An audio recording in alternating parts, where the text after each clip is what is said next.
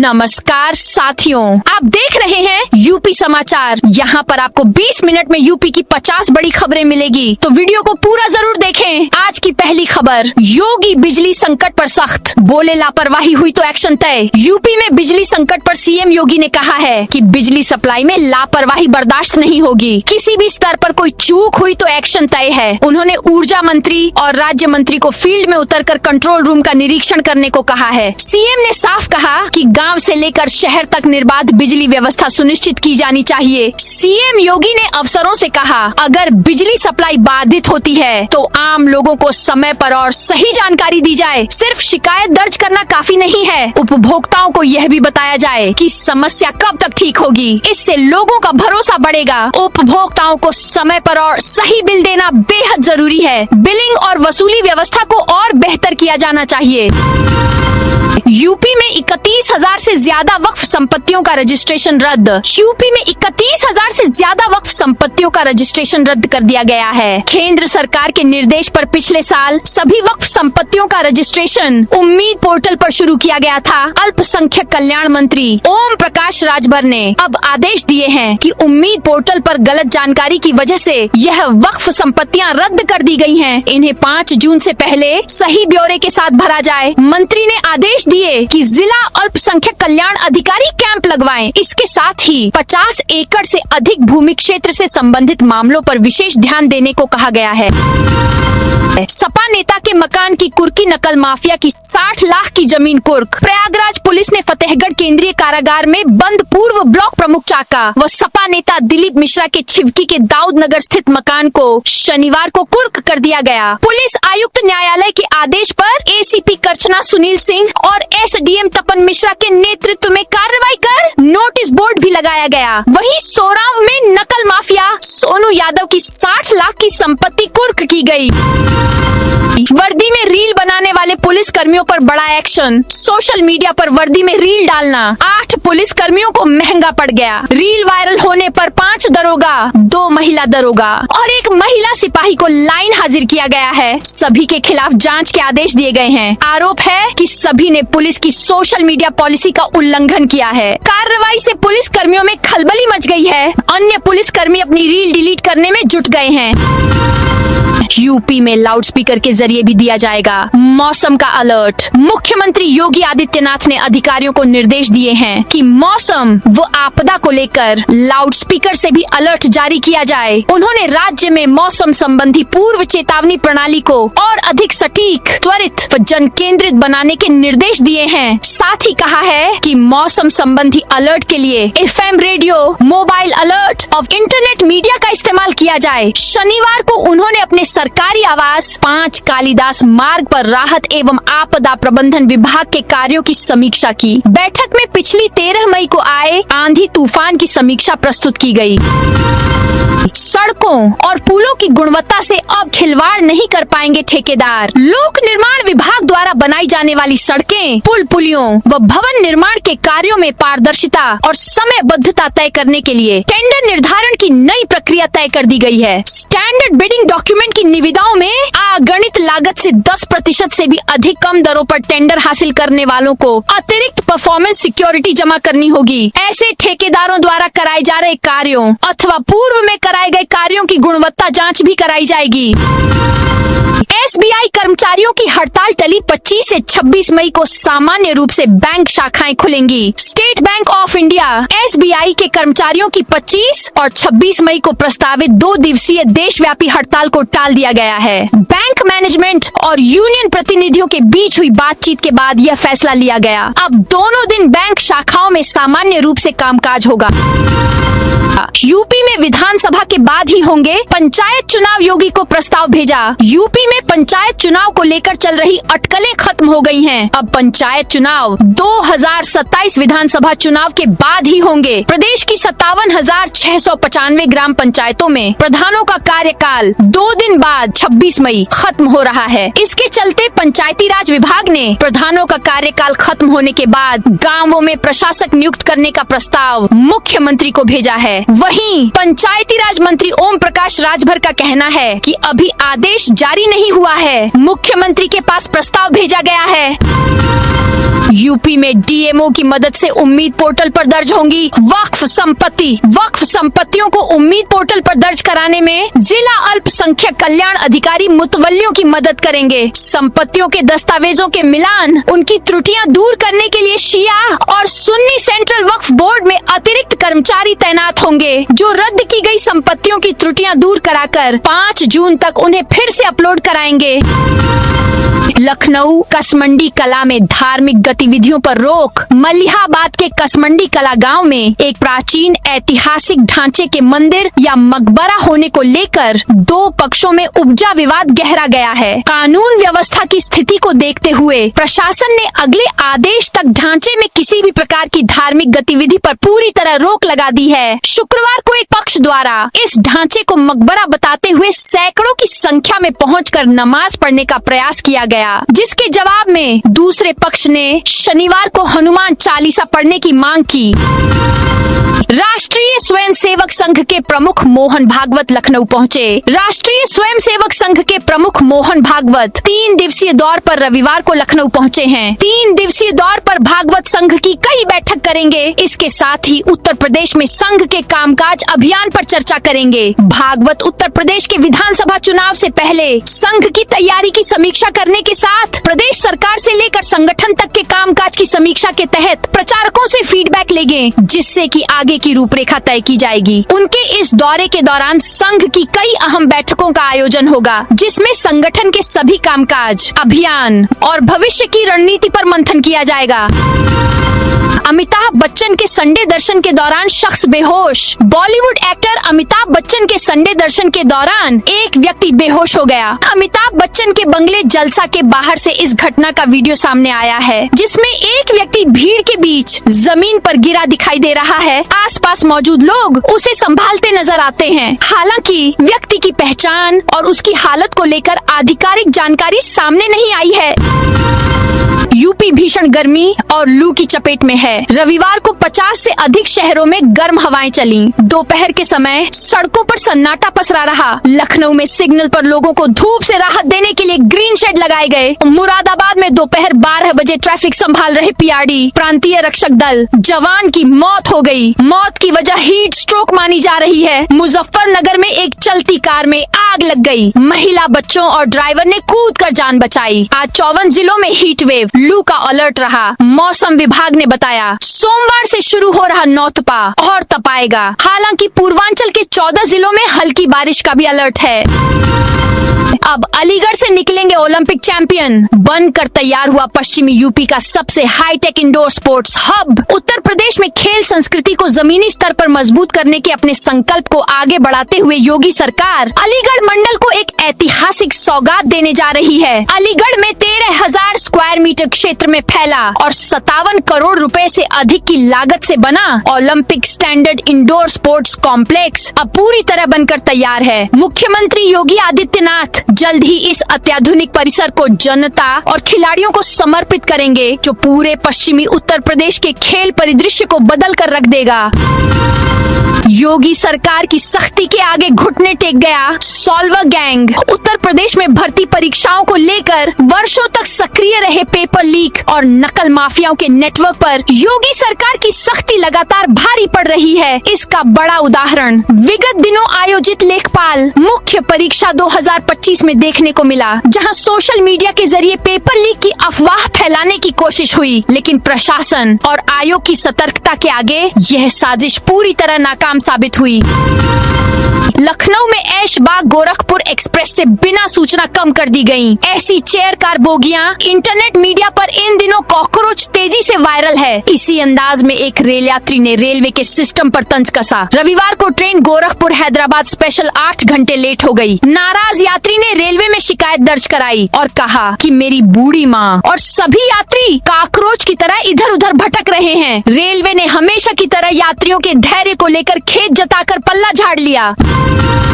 Urea कालाबाजारी मामले में बड़ी कार्रवाई। बुलंदशहर में यूरिया कालाबाजारी के चर्चित मामले में पुलिस और प्रशासन ने बड़ी कार्रवाई की है। मुख्य आरोपी माने जा रहे खाद्य माफिया मोहम्मद हारून पर राष्ट्रीय सुरक्षा अधिनियम NSA के तहत कार्रवाई की गई है। आरोपी को जेल में ही NSA का नोटिस तामील कराया गया है। पुलिस का कहना है कि अन्य आरोपियों के खिलाफ भी NSA की कार्रवाई प्रक्रिया में है। यह मामला 11 मई 2026 को उर्वरक निरीक्षक एवं जिला कृषि अधिकारी R.K.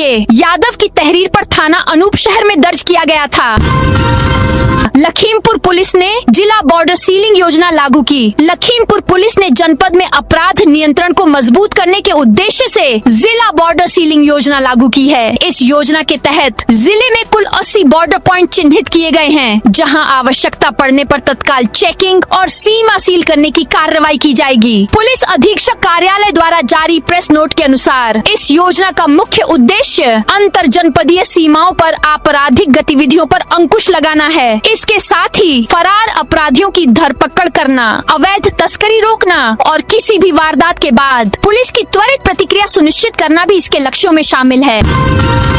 कानपुर में गंगा दशहरा मेले पर बदला ट्रैफिक रूट। कानपुर में गंगा दशहरा मेले को लेकर ट्रैफिक पुलिस ने शहर के विभिन्न घाटों और आसपास के क्षेत्रों में विशेष यातायात व्यवस्था लागू की है। यह व्यवस्था 24 मई 2026 की रात 8 बजे से 25 मई को मेला समाप्त होने तक प्रभावी रहेगी। गंगा स्नान के लिए भारी संख्या में श्रद्धालुओं के पहुंचने की संभावना को देखते हुए ट्रैफिक पुलिस ने कई मार्गों पर भारी और मध्यम वाहनों के लिए डायवर्जन लागू किया है।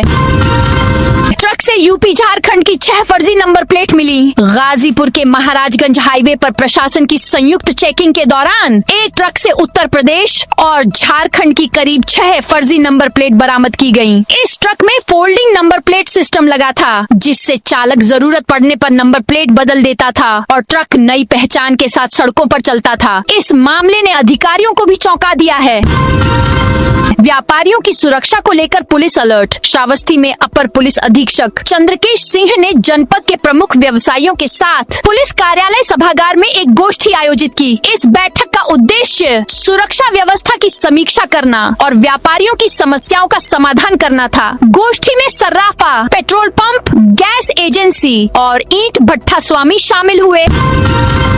राष्ट्रीय दिव्यांग पार्टी लड़ेगी विधानसभा चुनाव। राष्ट्रीय दिव्यांग पार्टी ने आगामी विधानसभा चुनाव लड़ने का बड़ा फैसला लिया है। पार्टी ने दिव्यांगों को राजनीतिक भागीदारी दिलाने और उनके अधिकारों के लिए संघर्ष तेज करने का संकल्प लिया है। यह निर्णय रविवार को कानपुर के शास्त्री नगर सेंट्रल पार्क में आयोजित प्रदेश कार्यकारिणी की बैठक में लिया गया। बैठक में नेताओं ने कहा कि जब तक दिव्यांग समाज अपने वोट बैंक की ताकत नहीं दिखाएगा।